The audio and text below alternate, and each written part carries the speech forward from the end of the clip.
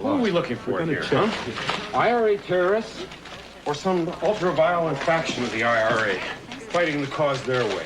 Harrison Ford is an ex-CIA man fighting to defend his family in Patriot Games, one of the new movies we're going to be reviewing this week on Siskel and Ebert. And in a special segment, we will talk to some of Hollywood's top African-American directors and actors in a preview of our upcoming hour-long special. I'm Roger Ebert of the Chicago Sun-Times. And I'm Gene Siskel of the Chicago Tribune. Our first film is Patriot Games, and even though some of its drama peters out at the end, this is a mostly tension-filled thriller that, among other things, confirms Harrison Ford's status as one of our best leading men. What his characters care about, we instantly care about.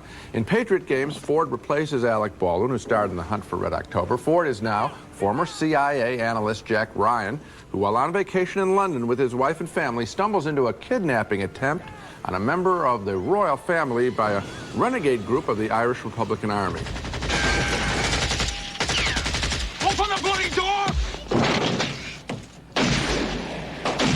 Ford foils the terrorists, killing some of the ultraviolet IRA crew, and one of their surviving members, while on trial, threatens revenge. Bloody proud of yourself, aren't you? You're nosy where it didn't belong. Now you've killed my baby brother. Against his will, Ford is sucked back into the CIA fold and soon finds himself under attack.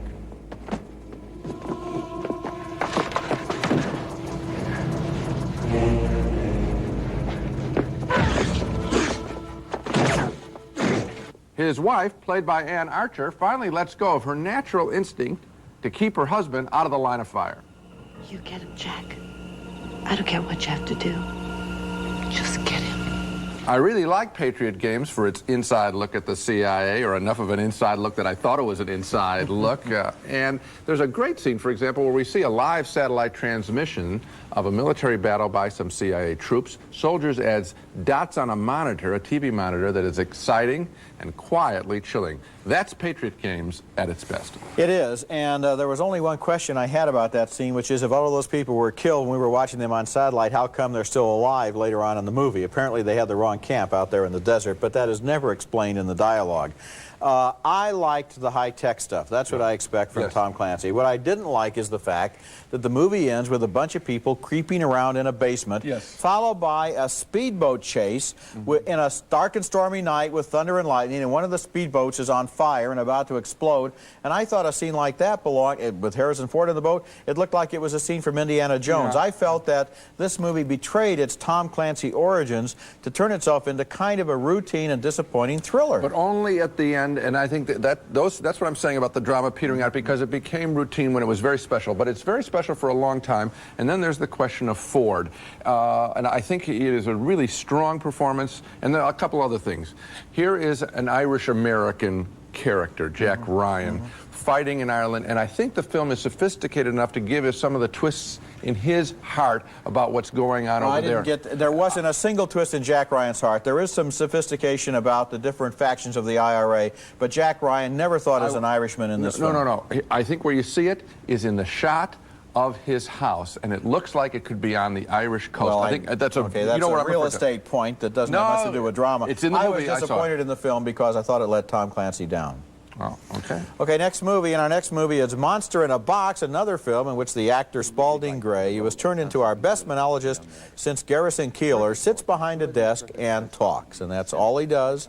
He talks and tells stories about his life, just like he did in an intriguing 1987 film named Swimming to Cambodia. And yet it's kind of surprising how interesting his talk really is as he describes what has happened to him since the previous film.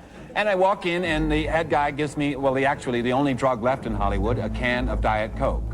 And then he leans into me and says, Thank you very much, Spaulding, for coming in, taking time from your busy schedule to come in and talk with us. We'd like to begin by telling you that we all hope you're not one of those artists that's afraid to make money. No, I don't think so. He was also called on to join a delegation to Russia, where he was surprised to find no vodka. And no one would be talking about the absence of it. You never hear anyone say, "When will the vodka come again?" Or, "Do you remember the vodka?" No, nothing. And yet they were passionate. They were as passionate as if they were drunk. I mean, I'd always thought that the Russians were passionate because of the vodka. It's not true. It's genetic. I'm passionate because of the vodka, and I wanted it. You know what's a funny thing about this movie? Monster in a Box reminded me of how much I enjoyed swimming to Cambodia, and also how much I admired the original all-talking movie, My Dinner with Andre. All you see is a guy talking, yet his ideas are so engaging and his style is so bright that you start forming images in your mind that are more vivid than a lot of the things that we ordinarily see on the screen these days. You know, Roger, I think I like the attempt here and the way you're talking about the film more than I like the specific things that he talked about. Swimming to Cambodia, I felt a real passion and a real search and the same kind of emotional search for some meaning in life in the way I thought it with My Dinner with Andre. Here, I thought it was like a little travel log. It's probably been, what, about 4 weeks since we've seen this picture, 3-4 weeks since we've seen the picture. I don't recall the specific things that he's talking about. As you said them to me, yes, I recall the topics, but I don't recall the passion. So I admire the form tremendously. This execution wasn't Well, I think what he's up against is the fact that his first movie could draw on his entire previous life, and this movie can only draw on the last 5 years. Yet, on the other hand, I did find it interesting because here's a guy who really talked his way into the inner circle. He has been working as an actor a lot more since he did that stage show that became the first movie, and so he has gone on a kind of a career journey that's interesting. I think it's a good film. I saw him in the play that he talks about, Our Town, where he was the narrator, and he got the worst. He says he got the worst reviews in town. Was he that bad? He wasn't that bad. The play was wonderful, but more than that, I didn't think his telling of it was that compelling. The form, I'd like to see him encourage, and maybe he will, more people to do this sort of thing. Okay, coming up next, Kid and Play, the stars of House Party, are back in a new comedy called Class Act.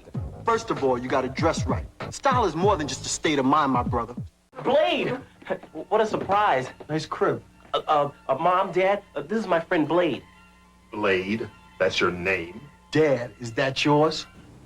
That's a scene from Class Act, a sometimes funny, mostly silly adolescent comedy starring Kid and Play, the rappers and actors who star in the House Party movies, both of them. And Class Act turns out to be sort of a double fish-out-of-water story, with Kid playing a brainy guy and Play as a brutal street character. Their high school files are switched, so the brain is sent to a class full of toughs, and the brute is sent to a class full of geniuses. And that leads to scenes like this, where the nerdy smart guy gets a come-on from a sexy party girl. She thinks he's a stud. And Sherelle told LaWanda, who told Devon, who told Aletha, who told me that you know how to do things that she never dreamed about doing. Is that true? Eventually, the tough guy figures out what's gone wrong as he confronts the brain with a less than polite request. No, don't be me. You be you for me. You ace all my classes a semester, and I'll let you live. Eventually, they change haircuts and join in a rap song at an anti-drug rally. And if the gang ain't dead, quit it. Just forget it, I'm moving on. Cause I'm too strong. I know right from wrong. I laughed at Class Act enough to marginally recommend it as light entertainment, but with a couple of strong reservations. The treatment of the women in the film is really lame, using the girls in the picture solely as comic instruments in terms of whether or not they're going to have sex with the boys. I really wish the female characters had been written stronger in Class Act, and there's one other thing. A couple of concerned parents of the smart guy are kind of really crudely treated and made total fun of when some of their values aren't so bad. Yeah, you know, I can't recommend this film. I feel that the idea behind it is a really strong one. The fact that how society perceives you has a lot to do with what you achieve and how you think of yourself. And that could have been used in 100 different ways to make a fascinating film, but instead what we have here is a really goofy teenage comedy. And I agree with you that the women in the film are completely badly treated. There's another problem too, and that's the relationship between skin tone and class in this film. It's absolutely correlated from top to bottom that the smarter you are, the lighter skinned you are, right down to the classroom animal who is very dark skinned. There isn't a single violation of that coding in this film, including the girlfriends. Okay, the only thing that could be said, and I don't know, that doesn't mean it's necessarily bad. No accidents are made in casting. Well, I don't know about that. No, I'm not saying it's bad. I'm saying it's typecasting. Coming up next, Zentropa, as a young American, goes to work in post-war Germany. I believe my taking on a job as a civilian here is a small contribution to making the world a better place.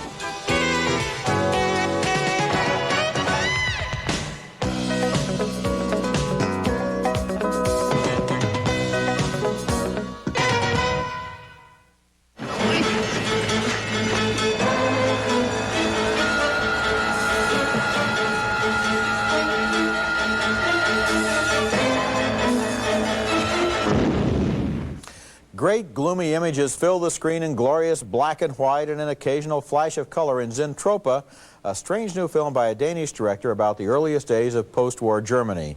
In the movie, Jean-Marc Barr plays a young American who goes to Germany looking for work and gets a job as a conductor on a Pullman car.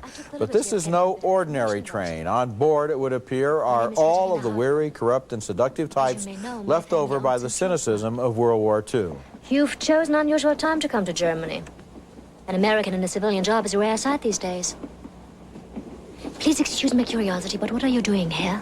Zentropa, directed by Lars von Trier, is a great-looking movie with its play between color and black and white and its use of special effects to give us a sometimes frankly artificial landscape of cold and destruction. But what is this movie about? It's more about a mood than about a plot. It's more about moments than about how things turn out. And it's about moral exhaustion after a war and about intrigues that seem to be carried on for their own sake and about the innocence of the American and the world weariness of Europe. All of that is great to look at and think about, but I would have liked it more if style didn't always seem more important than substance in this film. Except that, Roger, I think that the issues that you just rattled off were obviously communicated. You got them, and I thought that they were done very well. And I was tension-filled in interest from the moment the film starts with its train. And you know, I didn't know what the movie was going to be about. I had just sort of seen that title. And when I saw the train, I said, this is a train that could have carried people to their death, and those tracks and back did. And so now we're seeing that train carry people through their life. What is going to happen post-war Germany? What happens in the face of evil? How do people react? And I think we see a complete kaleidoscope of the way people react. Some people lose their moral compass. Some people get it back. Some people try to accommodate. Every facet. I thought this was a terrific film, and I highly, highly recommend it, and I'm surprised you don't. Well, I would give it a marginal thumb up. But what I'm trying to say is that it's a very beautiful film to look at, but I think that most of the ideas that you say I came up with and that you have elaborated are ideas that we have come up with and we have elaborated. They're suggested by the mood of the film, but they're not really there. Coming up next, 4 major black talents talk about the new reality for black performers in Hollywood. This weekend and next on the station you're now watching, Roger and I will have our annual hour-long summer special. This year we're going to be talking with 4 major movie talents about the new black cinema, which we both think is alive and kicking the cobwebs out of more mindless mainstream Hollywood movies. Roger went to the Cannes Film Festival recently to talk with Whoopi Goldberg and Spike Lee. I went to California to talk with Wesley Snipes and director John Singleton. They had a lot of interesting things to say, all of which we couldn't squeeze into 1 hour, so here are some outtakes from the special, beginning with Wesley Snipes talking about how the recent success of black filmmakers can lead to some very sloppy pieces of movie making as corporate Hollywood tries to cash in on a trend. Anybody who comes down the chute with a script, black, talking about issues from the black community on the heels and the tailwind of the success of a new Jack, the studios go, yes, maybe this is the one. It's 50 grand here, 100 grand here, irregardless of how trivial, how racist, how stupid the project is. You can have a mediocre project and a mediocre result. That in of itself translates into small box office receipts because the people who are going to go see the movies, especially the black folk, we're going to be able to say, hey, that's garbage. I'm not going to go see that piece of crap, even if it is made by black folk. Then the studio goes, well, you know, black films ain't making no money no more, so why are we going to make them? So your message is to executives, have some taste? Don't fund every black project that comes along? Or is it Absolutely. Apply the same standards you would to a white project to a black project. Do you think that a movie like Malcolm X will influence whether a certain budget can be exceeded in terms of films like this? Yes, I think that after Malcolm X, with the success this film is going to have, which I anticipate, the glass ceiling that is on black cinema will be raised. And you have to leave, every time I say this, I always say, leave Eddie Murphy out of this equation. In Hollywood, is my ideal is that Eddie Murphy's not perceived as black. The same way Michael Jackson is not perceived as black in the music industry. I mean, I think there's this perception that once, if you have a black artist that appeals to everybody, they're no longer black anymore. I don't know what that makes them, but they're not black anymore. You know, there are people who have said about your career that sometimes it wasn't always wise for you to go for non-traditional casting choices. I know. Because you've traditionally looked for roles that didn't require black women. No, and I'm specify. an actor. That's my job. That's what I'm supposed to do. Shakespeare started out with all men, dressed as women, doing his plays from city to city. That's the idea. You are not supposed to just be. I mean, The Player is a great example. We don't talk about black or white. When V.I. Waszczewski, what is it called? Yeah. Warshawski. Yes, yeah. Everybody talked about what a great, strong woman's part that was. Or when Sigourney did Aliens, they talked about how great it was to see a strong woman. I did Fatal Beauty, and everybody said, what a ridiculous thing for, there are no women cops like that. Why are you blowing up buildings? How are actors treated, black actors treated in the movies today? You know, we went through the... Like, really? They're treated like nothing. No matter how talented they are, they can be like, they do not get paid as well. They do not get respected as well. Larry Fishburne, by virtue of his own talent as an actor, he's just nominated for a Tony Award, right, for 2 Trains Running. By just his nature as his talent, not by anything else, whatever, has worked in this business for 20 years, right? But if he was a white guy, man, you know, he'd be up there with Bobby De Niro, you know? What kind of salary difference is it? If a black actor is of a certain caliber, right, and he gets $100,000 for a film, it's a safe bet to believe that a white actor of the same caliber and the same talent will get $50,000 or $100,000 more than that. Okay. I put my life on. I can look at a line budget of like 5 films, and we could probably find the disparities like that. Some powerful ideas there. Just for the record, Larry Fishburne, the actor from Boys in the Hood that John Singleton was talking about, did win the Tony Award for his performance in August Wilson's 2 Trains Running. If you enjoyed what you just saw, I think you're going to enjoy more frank talk on the upcoming special during the next 2 weekends on these Siskel and Ebert stations. Never thought about it quite that way. Siskel and Ebert stations. Well put. Coming up next, our video pick of the week from a very special new collection of important movies on videotape. One of the major American distributors of foreign films over the past 30 years has been New Yorker Films, which brought us many of the major works of directors like Fassbinder, Herzog, Bertolucci, and Godard. And now New Yorker is releasing many of their best films that are in their catalog on home video. And the good news is these are crystal clear prints with subtitles that are easy to read. One of my all-time favorites is in the series. It's called Equinox Flower by the great Japanese master Yasujiro Ozu, one of the greatest directors of all time, whose calm style runs very deep, as in this story about a father who wants to arrange his daughter's marriage and a daughter who wants to make up her own mind.